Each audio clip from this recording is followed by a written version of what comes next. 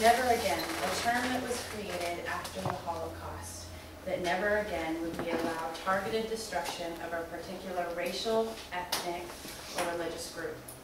In 2003, a massive campaign killed more than 400,000 people and displaced more than 2.5 million from Darfur and Sudan. African Union troops dispatched to the region with U.S. logistical support, and what they were there for is to basically check out a non-existent ceasefire that was supposed to be going on. And humanitarian began to pour in, but regardless of all this, since 2003, the death toll is still continuing to rise.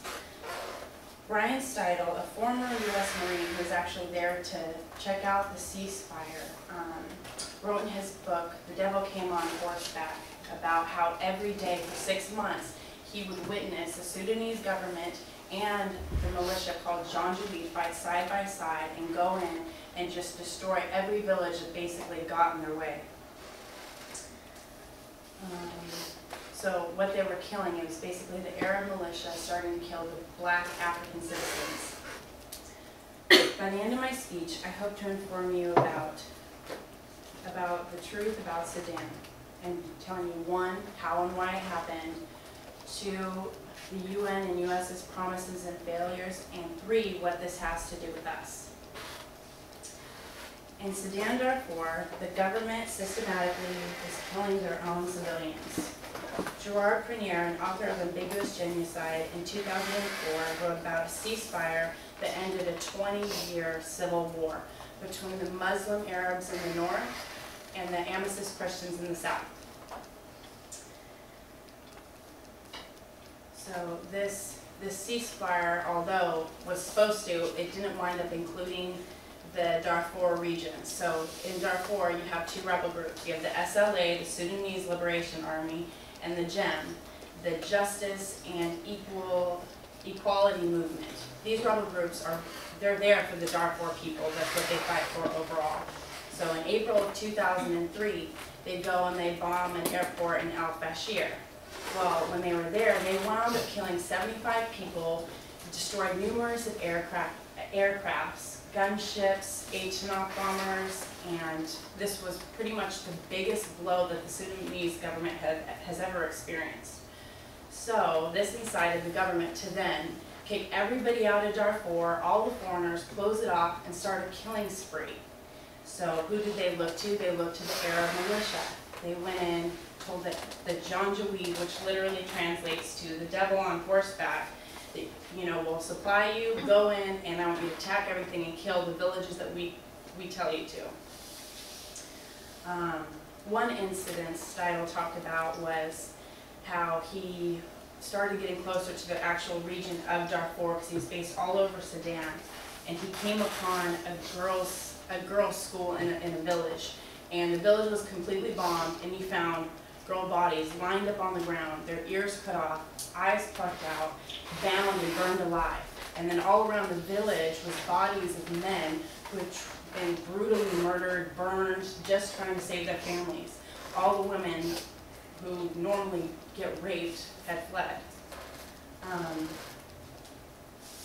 Also, Minnie Senaputa, a writer for the New York Times, wrote in her article, War in Western Darfur Overshadows Peace in the South, about how her trip to a refugee camp, she saw a newcomer one day, and he talked about how he had fled from the Janjaweed, and in doing so, he had witnessed his father, his uncle, brutally murdered, and they were chanting, "You blacks, we are going to exterminate you." And these are basically people of the same nation, mind you.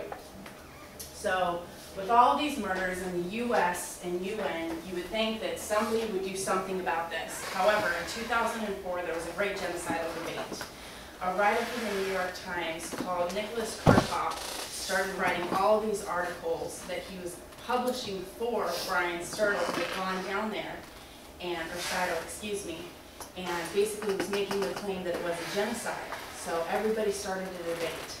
And the debate started because during Rwanda, exactly 1 decade before the genocide in Darfur, the State Department spokesperson in Washington were instructed not to use the G word because a memorandum had basically said that acknowledging that if anything was a genocide, it would kind of conflict the U.S. to have to do something.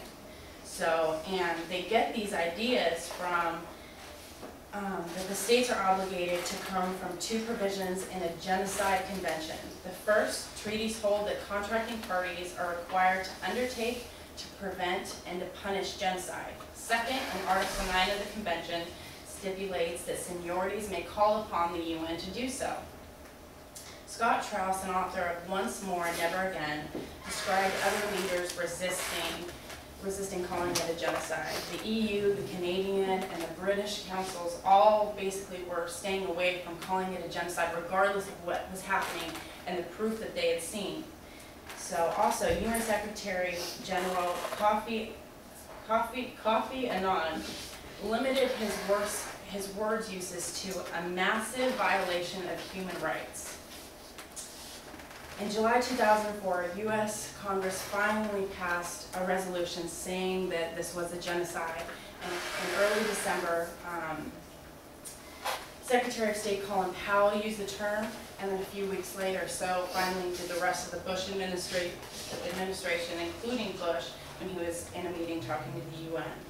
And then December 18th of 2007, Nancy Pelosi released a statement. Today, Congress is sending a strong message that the economic pressure on the Sudanese government will continue to intensify until the horrible genocide finally comes to an end. So most of you living here, regardless of hearing all these things, may think, okay, what does this actually have to do with me? This is hundreds of thousands of miles away. I don't see this. I probably don't care about this, so what does it have to do with me? Well, basically, the core of everything that started is what was even with the Civil War. It all began over a fight for resources. And what's going on right now? Global warming. Okay, so basically all of our resources are depleting. We have some resources. China has some resources. Iraq has some resources. And fighting for resources, as we see in Darfur, can get so vigorous that it actually gets genocidal. So it could be literally a matter of time before it's on our doorstep.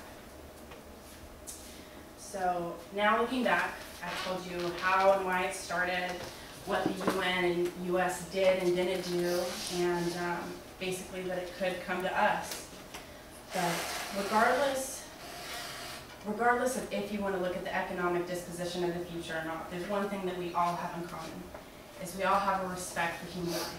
If you are sitting in front of me, you have a respect for human life. And so what's going on in Darfur is there is no respect for life or people at all.